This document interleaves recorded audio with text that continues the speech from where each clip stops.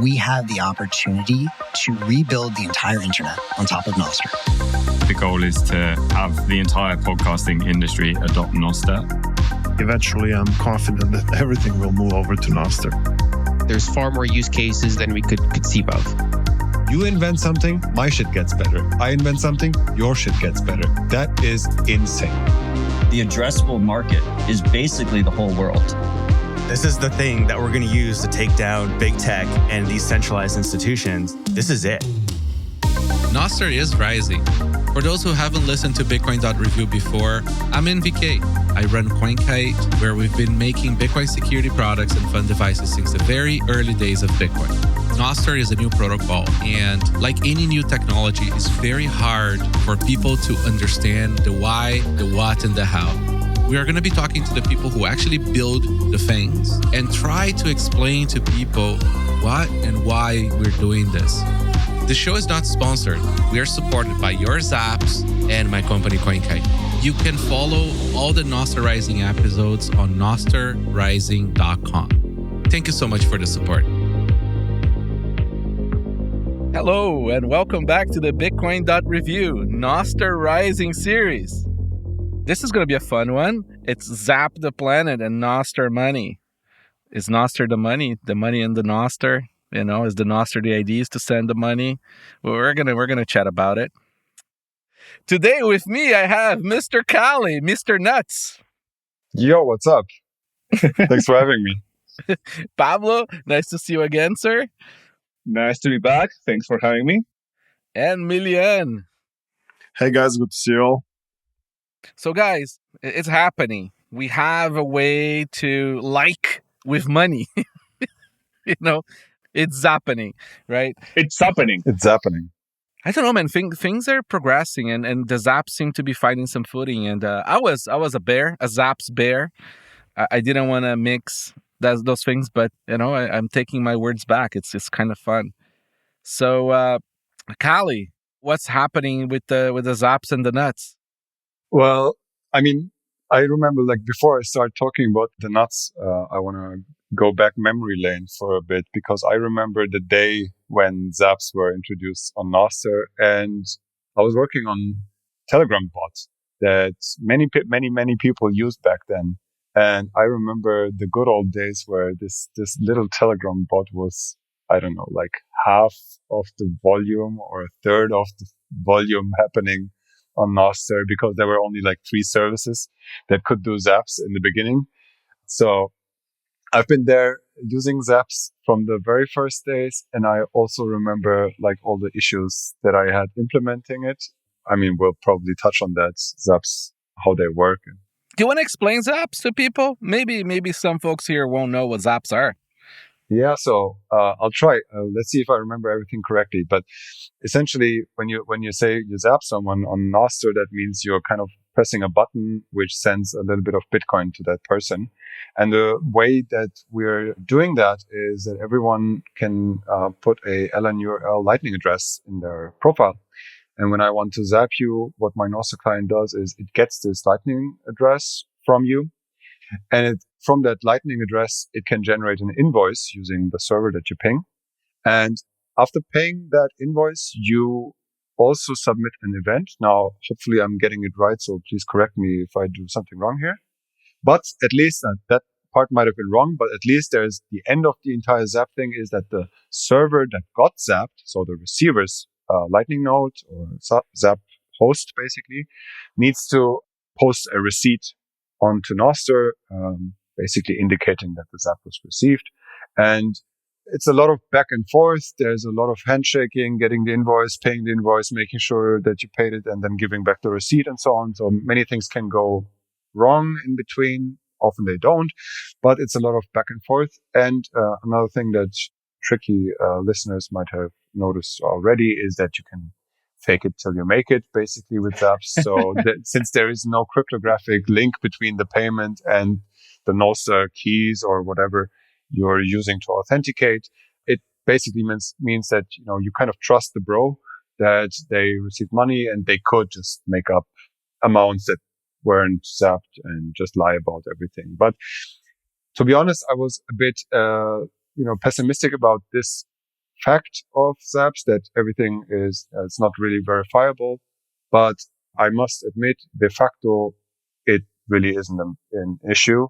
Zaps work quite well. They are signal, so all the noise that could have been generated through this non-verifiability didn't happen, and they fulfill their purpose quite well. So. Yeah. So I know Pablo would love to correct the technical. Please, I was hoping. But before we go there, Miljan, you're doing Zaps for normies. So do you want to explain Zaps for like the people who are just want to understand conceptually what's going on? Sure. I mean, it's all cool. Zaps are working for us techies, those of us who are kind of building this tech. That's how it started. We, started zapping each other, and then people who are Bitcoiners, who have external wallets and are kind of competent at handling their Lightning nodes or even custodial Lightning wallets and so forth, we're able to jump in and participate in this. So kind of that's the next level up. And then at Primal, we tried to get to the point where any normie, after a few clicks, is able to participate in this. So we built in a custodial Lightning wallet into Primal, which is powered by Strike. And then it's not just our techies and hardcore Bitcoiners who are participating in this, but just anybody can, after a few clicks, get involved. And I think it's pretty mind-blowing to see that unfold. You've witnessed it yourself in Costa Rica, NVK. You ran into somebody, like there was a girl who just downloaded Primal like a few days earlier, posted something, got a bunch of zaps, and bought a meal with it from the same app. Yeah, it was pretty weird. That girl just saw my T-shirt. She's like, "Hey, I'm using that. I just bought lunch with that thing." Like complete, like no idea. Like it was the weirdest interaction ever. We made a video. It's crazy, and the crazy part is that we had launched the whole feature 5 minutes earlier, right? Yeah, it's all happening so fast. So like the interesting thing that seems to be happening here is, Bitcoin is sort of like the money, right? Like we have the money problem kind of solved. Sure, there's some kinks. Sure, people want to think that Bitcoin can do everything or whatever, right? Like, I mean, we can get into the weeds there, but we won't. Bitcoin's perfect. It works. And, and then we have these other technologies on top of that, right? So like the second layers, as we call them. So you have Lightning, which is a way of sending smaller amounts of Bitcoin in a much faster way, right? It has kinks as well, but it kind of works.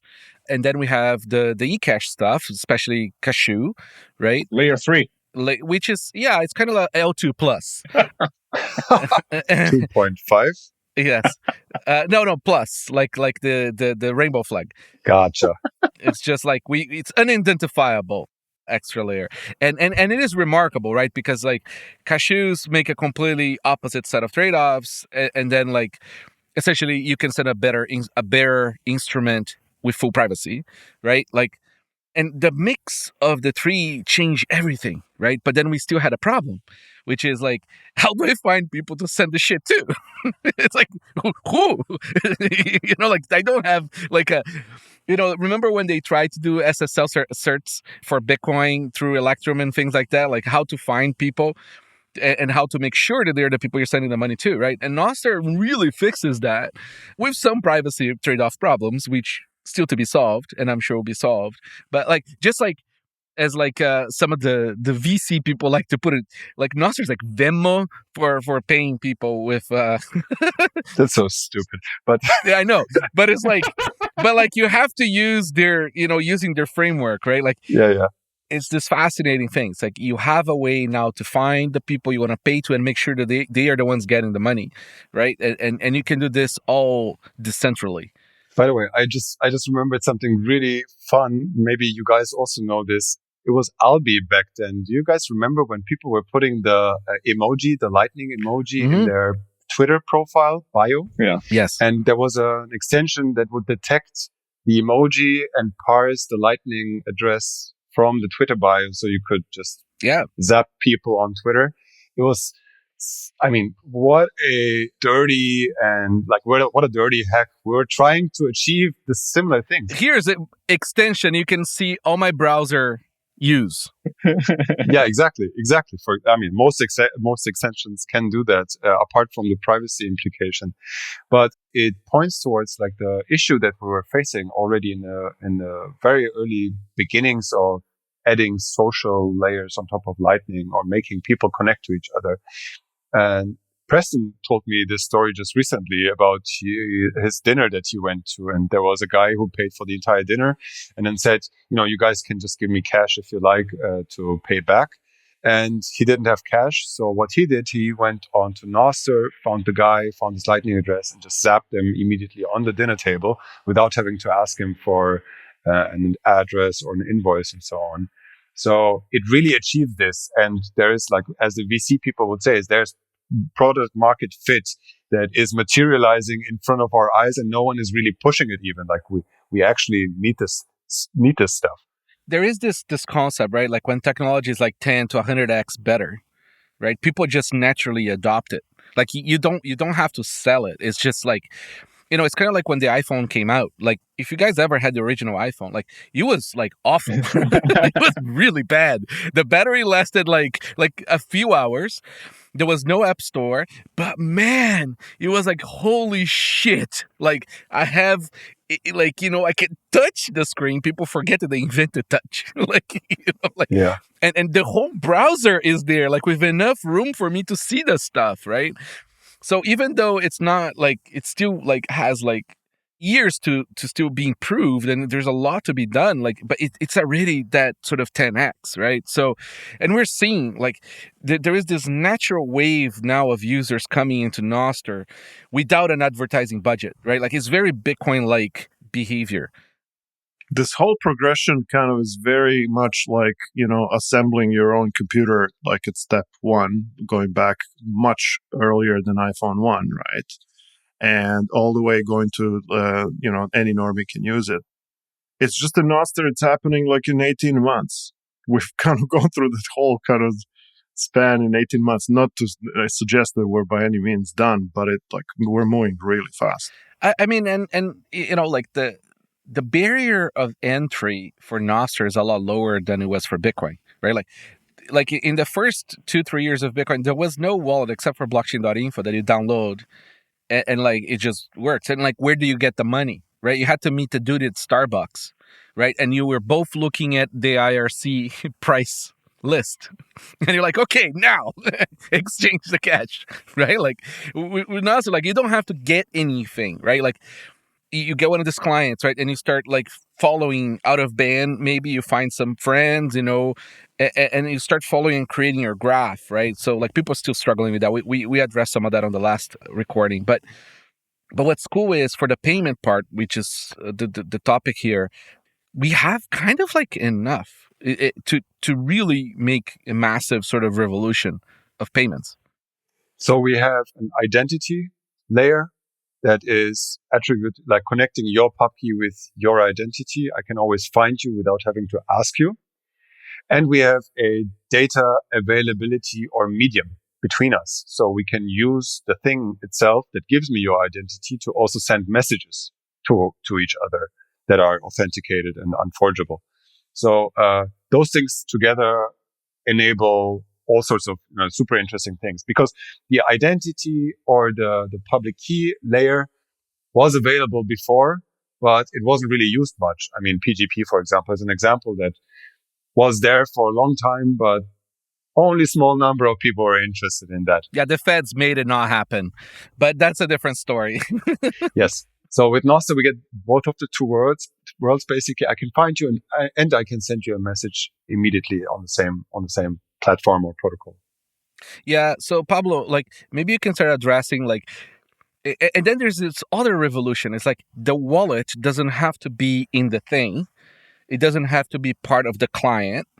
And you can actually connect through Nostr to access your Lightning or your nuts to then send people. Like it's such like a mind shift, right? Like on how to architect these things.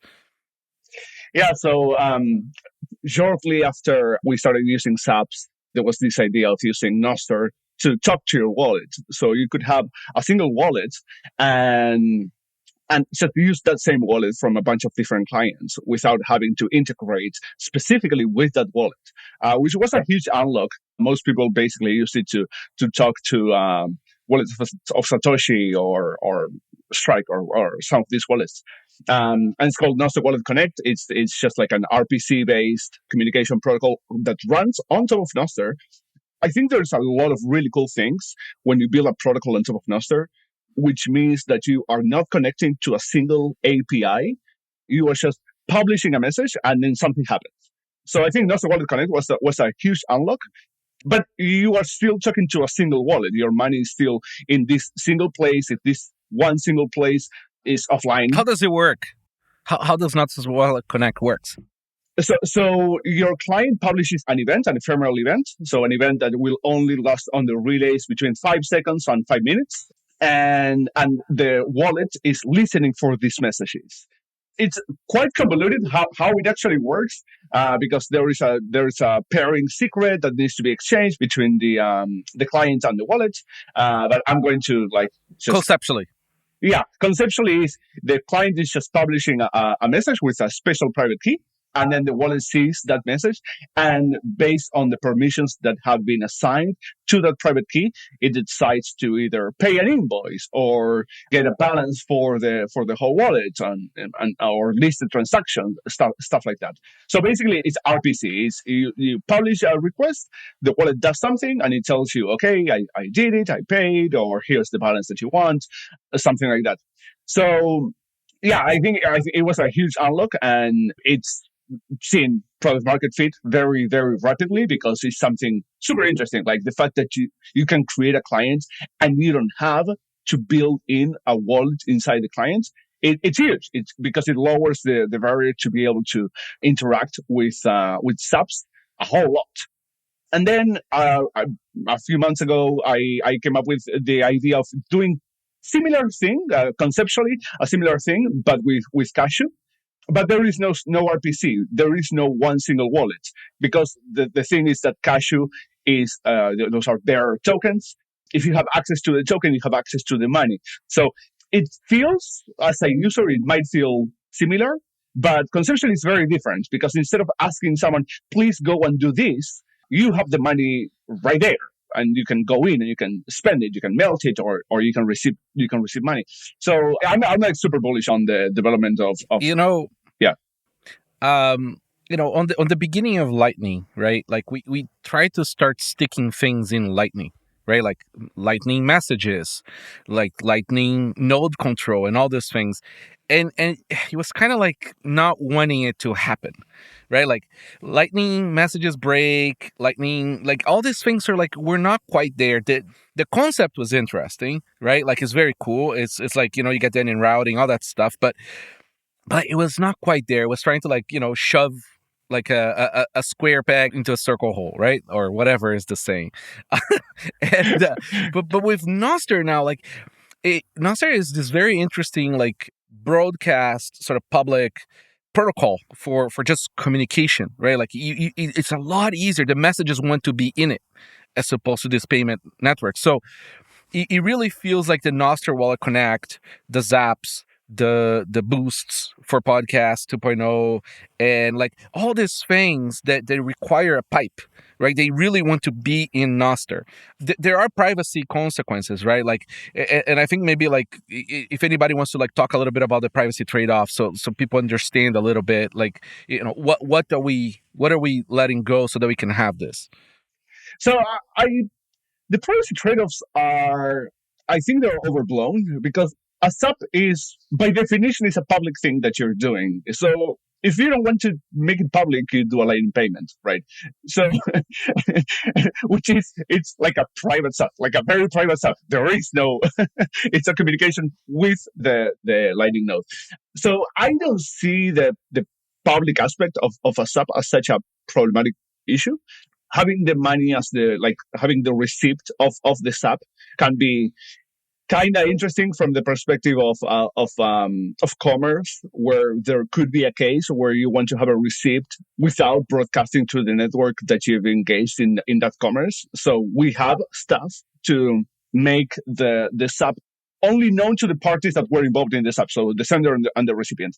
But yeah, again, I don't think it's such a problematic thing, especially when you start from the point of view that things on Nostr are kind of meant to be public. It's not a protocol for privacy. It's not, I mean, it's cool to have like privacy options, but you are swimming against the current. Would you say like Nostr is like the perfect place for rendezvous? Like it's like this is where you find the actor, the message, the bid, the offer, you find the thing, right? That's where you coordinate, and then you move on to a different comms, a different place. That is actually what we're doing with Zaps, right? If you think of it that way, Zaps is that, because Nostr is perfect for rendezvous. I really, really like it. And there are many protocols that can use Nostr to make two people meet, and then you upgrade to another protocol on top. And when you think of standard Zap, that is actually what's happening. You use Nostr to find an HTTP endpoint. You upgrade from Nostr to HTTP. From HTTP, you then upgrade to Lightning, basically. There are a couple of layers in between until you make that payment. HTTP is in there because of LN URL. Yeah. I wanted to get back to Nostr Wallet Connect. I really like Nostr Wallet Connect, and it's fucking amazing that you're able to connect the same wallet to multiple clients. That's what I love the most about Nostr Wallet Connect. Like I can have my Cashu wallet with Nostr Wallet Connect listening on Nostr for commands, and I have a computer. I have a Nostr client on my phone, and I have another Nostr client on that other machine. All of them connect to the same wallet and can spend from the same wallet. That makes my life much easier because I need to maintain only a single wallet. What's required with Nostr Wallet Connect, though, is that wallet that is supposed to pay, it needs to be online all the time. So, as I just said in the example, my Cashu wallet on my phone is what's listening to these Nostr Wallet Connect commands. I need to keep my phone on. When I scroll on my computer, it needs to sit on my desk and be listening to the commands. And that's not completely ideal. And that's why I'm like super excited about what Pablo explained, like how you can take this to the next step with an ecash balance that lives inside the relay itself, because you now have also this, you have multiple clients that can access the same balance. But now you don't require an additional software being online and waiting for commands anymore, because the balance is the money. The data is the money, and you can just start sending it immediately from the client you're accessing it. I think it's important people understand that, Lightning also has a cost. Like Bitcoin base layer transactions are very expensive, right? For small amounts of transactions when the network is busy, right? And then Lightning also has a cost on top of that, right? It's like you can transact more, easier, cheaper, but still quite expensive, especially if you're dealing with non-custodial nodes. And then Cashu feels sort of like this third thing where, it's like Cashu is the pocket money for you to like buy coffee, for you to talk to somebody, for you to send some cents to the guy who's like playing the busker, right? Like, and that's kind of how it feels. So like what's cool is that like the privacy trade-off aligns, right? So like Bitcoin, very poor privacy, right? Like, it's pseudonymity, but like poor privacy, right? And then Lightning, you get much better privacy, depending on how you're using it. But then like you're now paying more for those transactions. It's sort of like this middle ground where all the trade-offs are middle ground, right? But you get some speed, and now with Bolt 12, you don't need to coordinate. You can just send. And then, like, above that, right, like now you have Cashu, where it's like there's no security, like, of the funds sort of like claims, right? Like, I mean, this is custodial to a certain extent. It could be a million mints. We can talk about that later. So you can de-risk it, but it's still custodial risk. However, that trade-off gives you now like a wallet in your pocket that you can just spend without any network confirmation. It's a bearer instrument, right? It's like a bunch of open dimes in your pocket, but you also get like full privacy. It's amazing.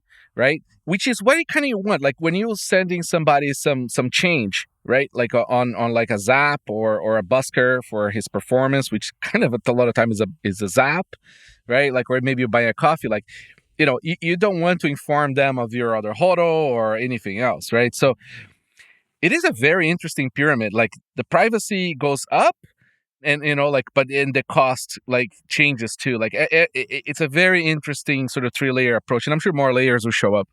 I think this is the case because we're lucky, actually. I don't think there is a kind of a natural law that dictates that things have to go this way, because, what is kind of a natural law, or at least de facto the case, is that these small payments that you make, they are the most interesting to advertisers and to surveillance.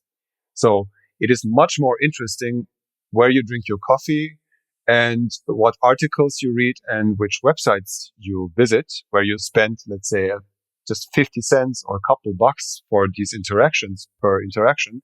So low amount transactions actually hurt your privacy the most. So we got kind of lucky in a sense that the technologies that we can use for extremely low amount payments like ecash have these excellent privacy properties. So one of the biggest issues of small payments, which is privacy, and another one, and also solving issues on the Bitcoin axis in that way that you can make these small transactions incredibly fast and cheap.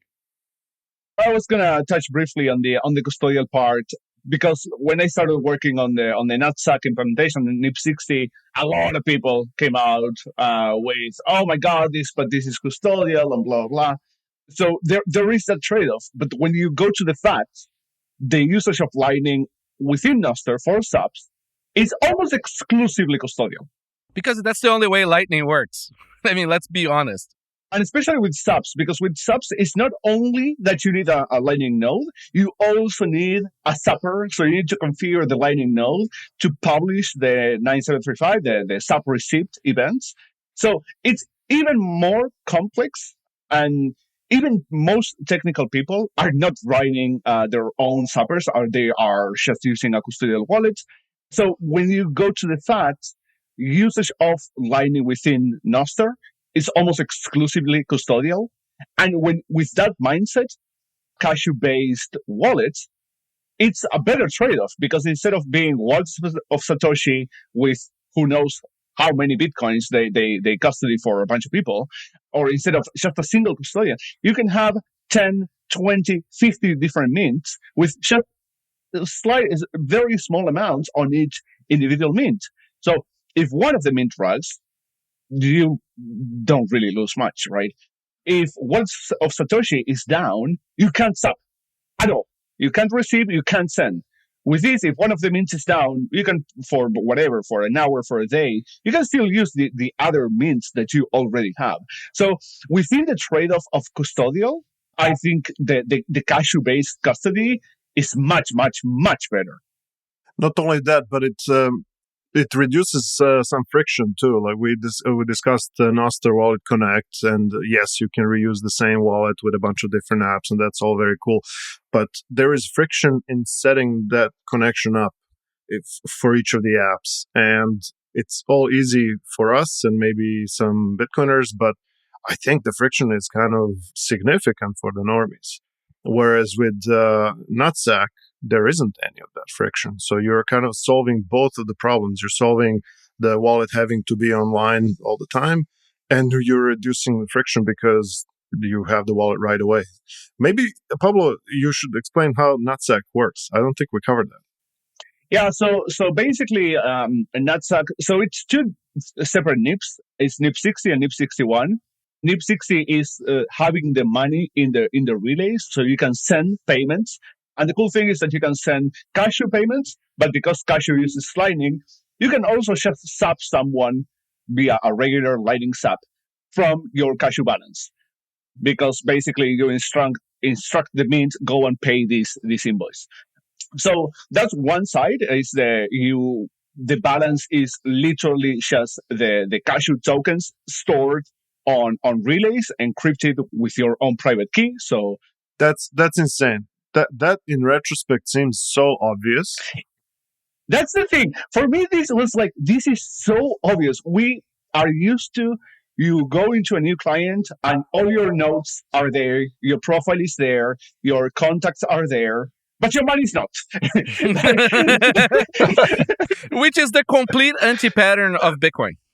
Exactly, like Bitcoin is literally that, right? It's so weird, and the huge unlock most Bitcoiners get is I put my XPub on a wallet and I can see my transaction, and I go to a different wallet and I put my XPub and the output script, and everything is there. But not for Nostr. Like to me, it's so weird that we didn't do this earlier. I think it's because we inherited the pattern from Lightning, right? Like Lightning, like you know, it's very tricky. It's true. 100%. It's a very complicated pattern to begin with. We thought Lightning first instead of ecash first. The moment we started thinking ecash, especially Cashu, it's so simple, right? Like these things became available to us. It's just, yeah. I mean, and with Bitcoin, I mean, I've bugged Calle before about having on-chain mints that work with Cashu, and I'm sure you guys are working on it. You know, it's the perfect fallback. But the thing is, like, Cashu without Lightning sucks too because it's too slow. Yeah. Lightning is absolutely required to make all of this work. Lightning is the glue, you know, but it shouldn't be for users. So the other side of NatSag is NIP61, which is the sending of money, and it's quite simple as well. Basically, if I want to say I want to pay Miljan, I want to send 1,000 sats to Miljan, I just go and see which mints Miljan said that he likes to use, and I choose one of them. Ideally, I will find one that I also use, because that means it's an intra-mint payment, which is super fast. Cheaper. Yeah, it's cheaper because you're not going through Lightning, and it's like nothing, milliseconds. It's an IOU. I mean, it's all IOUs, right?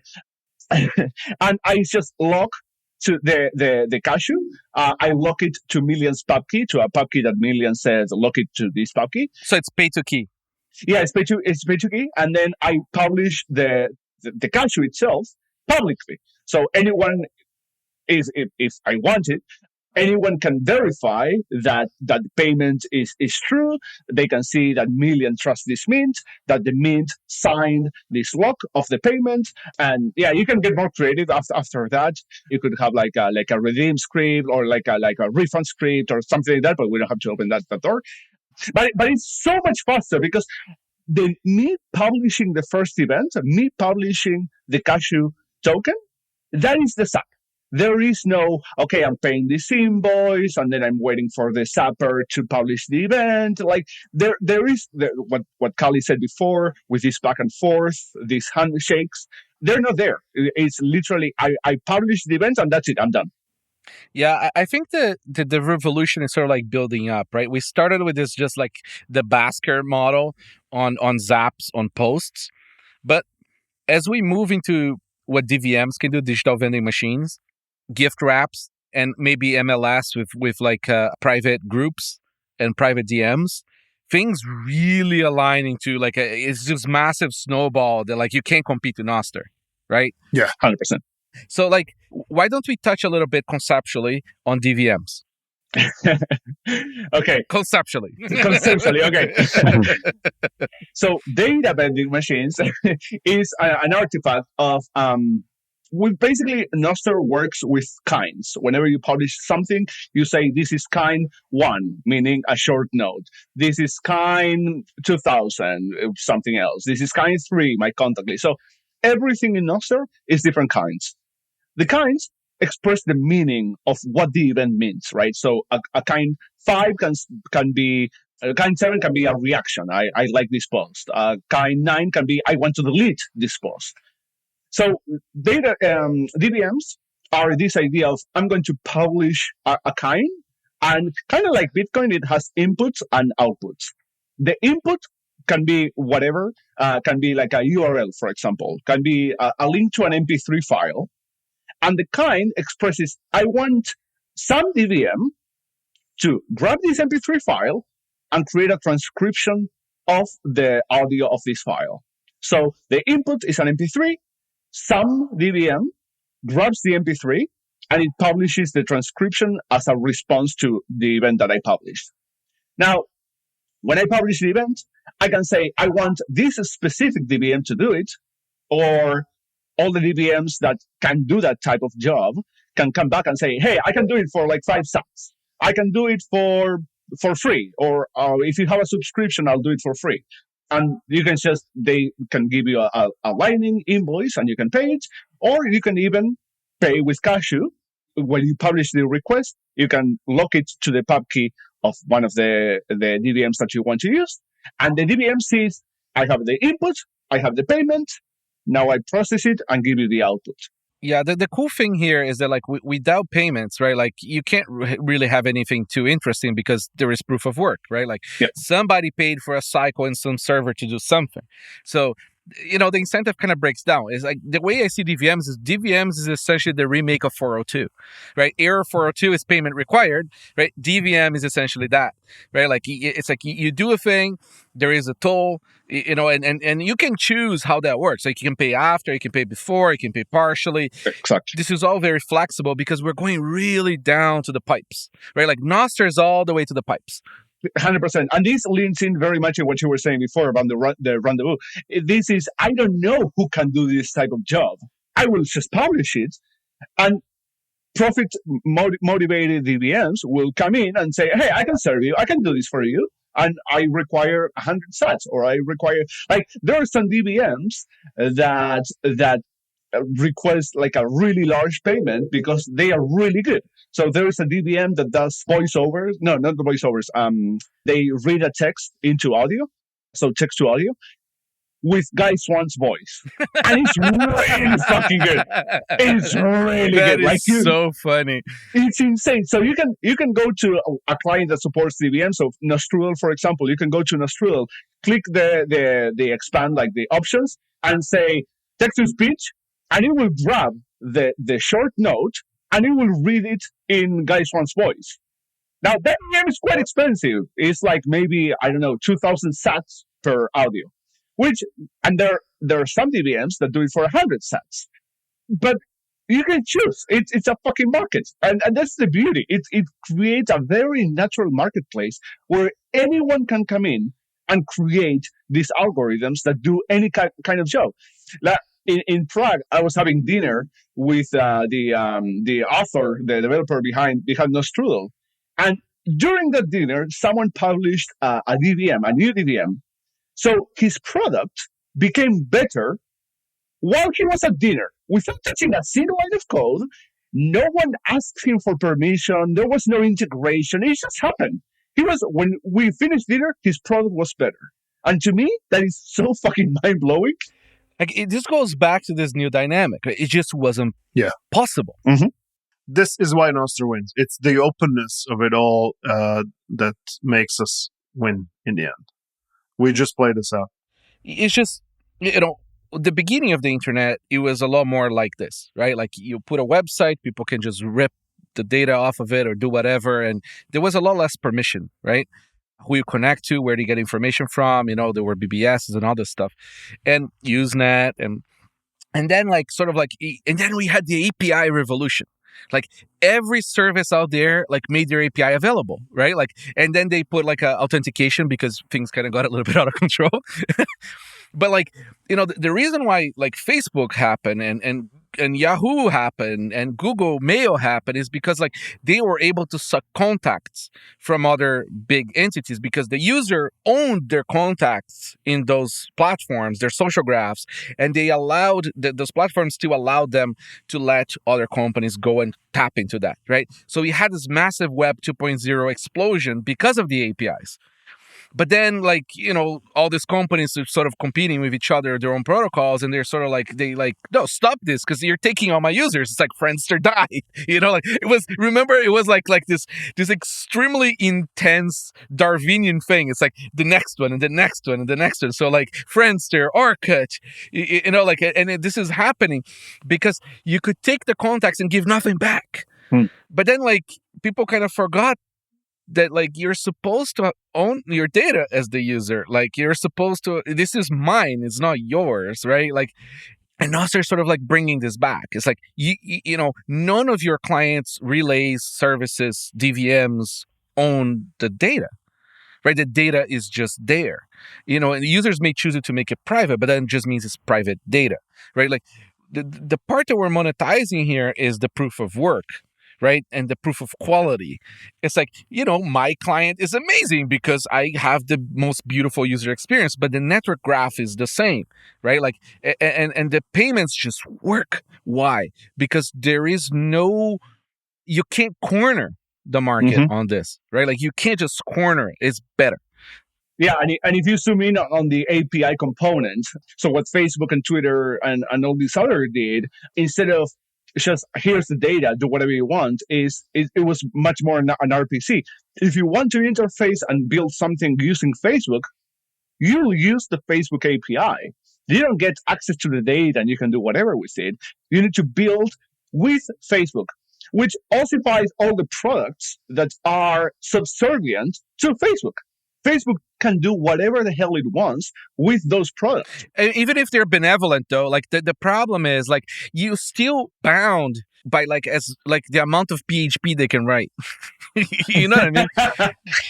You also need to go into a relationship with them. It's not like you can just build without asking them. This is the crazy thing about DVMs. Like people, it will take some time until everyone realizes how it changes the landscape of really pushing data around. Because as you said, usually these systems are closed. You have to knock on their door and say, please, could I use your API? You either register or you go into a business contract with them. We don't have anything where, you know, a marketplace where everyone can say, hey, look, I can do this. And everyone can say, I can do this. And me as a user, I can choose who I want to use. So it's a true marketplace for the customer and for the service provider. So, I mean, there are API marketplaces out there where you have for very specific tasks, you can provide your hardware, for example, for some GPU work for deep learning or whatever, for example. But then you have the opposite problem. The marketplace is a closed place, right? So it invites everyone to join, but the marketplace itself is closed. With Nostr, we're just opening it up the entire thing is open. The DVM might be closed source and the user might not want to share the data that they're submitting. So that you can go, you can protect what you're doing and how you're doing it, obviously. But the field is completely open. You can just throw out a request out there and wait who gives you the best offer in fulfilling that request. And I think that is insane. It's very hard because see, like the VC model of the 2000s, right? Like it really sort of like it's the invention of like parking on an invention on the internet, right? Like it's all about monopoly. It's like how can you build a monopoly, right? Because if you build a monopoly, you can kill your competitors, right? Like and that debate through legislation, cheap credit, and everything. It's a very anti-capitalist behavior, right? It's a very anti-freedom behavior, and you know, with Nostr, we're removing the capacity of you just sitting on an invention, right? Like if you tap into Nostr, Nostr taps into you. Yeah, you know, it's like the Matrix virus thing. Like you touch it. It is also the network effect, as Pablo said. Like the Nostrudel guy was sitting at dinner and his product got better. This is only achievable through cooperation that is facilitated by the protocol itself. You invent something, my shit gets better. I invent something, your shit gets better. This is the best case that we could have dreamed of in terms of innovation. Yeah, like Fiat Jeff said something in the last episode we were recording where he said many things. But like this one thing was interesting. It's like, you know, like we were talking about like relays and scalability and stuff. It's like, you know, you don't have access to all the replies, where are all the replies. And so, for example, on Facebook, you don't see your Twitter replies, right? So, you know, you could almost see like Twitter is just a gigantic relay and Facebook is another gigantic relay and the stuff is just not connected, right? So you don't have a full picture of the network. Nobody has the full public square, right? And like when you bring this to Nostr, it's like all of a sudden, you know, you have access to everything that wants to have access to it, right? So it's like, I want my stuff to be available. But if I make my stuff available, now, you know, it's like this very...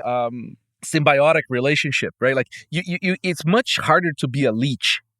Yeah, it also disincentivizes being a leech, because there are some products that are kind of tapping into Nostr a little bit, but they are still coming from the perspective of, I want to own my users' data. So they read from Nostr, but they don't write to Nostr. But they still bring people. They're exposing people. But to me, that is such a short-sighted approach to building this kind of thing, because great, now, you've expanded the amount of available data within your product, which is a great thing. But now the people that are within your product are not interacting with the rest of the network. If I publish something in one of these applications, then I cannot respond from Nostrudel or from Primal. I cannot respond to that event. I cannot see it. I cannot interact with it. See, the user cannot get paid from the network. That sorts itself over time, I think. Yeah, 100%. Because let's say there's a music client or whatever that has implemented its product this way, and they're not publishing Nostr events. There's going to come another music client that will publish their content as Nostr events, and their stuff will be more interoperable with everyone else. So just over time, it will kind of crowd out and make the first one more obsolete. There really is that vibe of, if you're not moving, you're not living. Yes. Like if you're not like constantly like top of your game, like building the best thing that there is, somebody else will just come and take it, like, which is a great thing. Like, that's how nature works, right? Like, you can't just like park on your fire invention. I think that's the case more in Nostr than any other tech I've been a part of. Yeah, we had that with Bitcoin, right? Like, it was this really amazing thing where, because there's no longer a monopoly on the money, anyone can build the money, and people are going to build better things, right? I mean, it is remarkable. It works. And then, like, with the Nostr thing, you're doing that with the pipes, right? And, people are sort of like very stuck with the Twitter public square use case, right? Because that's the biggest use case. It's also the edge case. Everything else is easier. Nobody's building it. I mean, people are starting to build it. Like, everything else is much easier than building the public square. The public square is it's like the biggest graph. Yeah. Right? Like, and handling graphs is a hard thing. Many problems come out of that, right? Like, scaling is a hard thing, but it's being dealt with, it's working. But like, as we see, like, markets and things happening and people inventing new ways of doing markets because now the money is in it, right? Like, I think the world changes. Guys, this was a spectacular conversation. I really appreciate for all the time you guys are giving and for the multiple appearances and for Calle's commitment to being on a Cashu panel. Yes, sir. And listen, I mean, what do you guys want to leave the people with regarding this topic, today's topic of this series? Miljan, like, what's your final thoughts here in regards to this? Final thoughts. Okay, well, Zaps are public payments, which is kind of, you mentioned that earlier, or somebody mentioned it earlier in the conversation, and I think we kind of just glossed over it, but that's kind of like a big deal. The notion of a public payment artifact is like, we haven't had that before. And the notion of a public payment that kind of produces all the signaling for the rest of the network. And then you can kind of go into you have like a wallet feed of public payments kind of going in and out. You can browse content that way. That's kind of like a big deal. And just to back up, I think Zaps are going to orange pill the world. We already have enough evidence in real life to know that this is going to be the case. Every app is going to be Bitcoin enabled. And I think, this is going to be massive when it comes to expanding the Bitcoin user base and basically turn everyone into a Bitcoiner without them even knowing it. So those are kind of my high-level closing thoughts. I mean, people without permission could be sending money to us right now listening to this episode as a boost. You can even do a hate boost. You suck. And make it a one sat. It's amazing. It's like it's a unconsensual receive. It sounds like you're talking from experience, MBK. Oh, it happens all the time. I love it. For anyone out there who want to hate Zap, NVK, make sure it's a one sat. and include the appropriate message. He loves those one-set zaps. Oh no, those I ignore. I have now a little script that ignores those.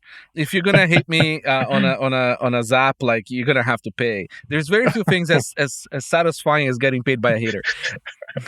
Pablo, any final thoughts?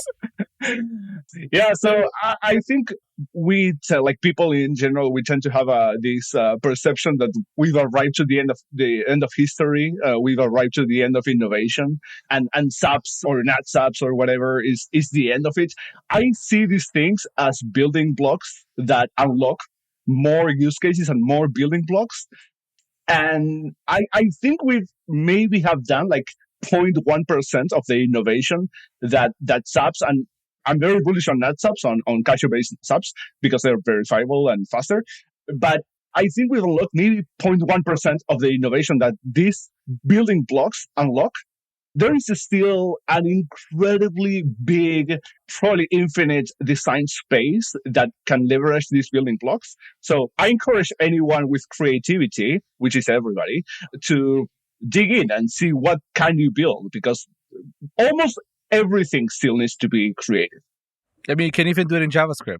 Well, I mean, JavaScript is PsyOps, so it's like inventing fire and assuming that like, oh, that's it, we're done. That's it, yeah. Like let's not even get to like making steel out of it. It's just we haven't started. And it's never done. And by the time we're done, the other people are going to invent something else. It's a lot better than Nostr and Bitcoin. Like it's just it never ends. Calle, any final thoughts, sir? Yeah, so I want to say, so this is beautiful for me because I remember everything starting. Nostr protocol and the Cashu protocol were born in a very close to each other in time. So I remember watching both of them grow for a while, and then when we started making use of Nostr for the first time in the Cashu protocol, it was the trope that many people will repeat to you. And it is the truth because it's true, which is with Nostr, the first thing that everyone realizes is that including it to your application means that your application gets a social graph. This was something that many people will point out, and it's true. And it's insanely useful because, when I make a Cashu wallet, I would have never achieved the level of social UX in the wallets if there wasn't Nostr. It is ridiculously simple to import your social graph into any application that you want. So this is already something magical. But when I was thinking, like, how can we use more Nostr stuff with Cashu and what would be beneficial for Cashu? My thoughts were more in the direction of, I have a Cashu wallet here and another Cashu wallet there. I want to synchronize them somehow. Then I could use Nostr for that. Or another thought was, like, I want to pay you while you're offline. So I could use Nostr something like an inbox for you. So I can just throw money at you while you're offline. And, I wasn't going the full way. You can, from these examples, you can see that I was kind of maybe seeing what Pablo has come up with in the horizon, but I wasn't dedicated enough to really go all in. Now, a crazy person like Pablo comes in, and I'm so happy that he did it and not someone like me, and takes this idea to the next level, basically runs with it, now putting the money itself into the relay. And what this will enable us, and like we're coming back to the beginning of my speech here, is Nostr in the beginning allowed you to import the social graph into your app. With NetZaps, with the ecash inside the relays, we will have the same with your Bitcoin balance. It will be custodial, but it will allow you to enter your NSEC into an unrelated application. And this application will have your friends and your social graph, and it will also have your money in the application. You'll be able to spend it inside that application. And, we're just at the beginning. I know that NIP60, NIP61 has gained a lot of attention. I know that there are probably 3 or 4 wallets out there that put that as a basis for managing the ecash itself. But I'm predicting soon we will see the opposite. We will see other applications that say hey, I want to have access to that cool feature. It's not a wallet, but it's maybe a streaming service or whatever it is.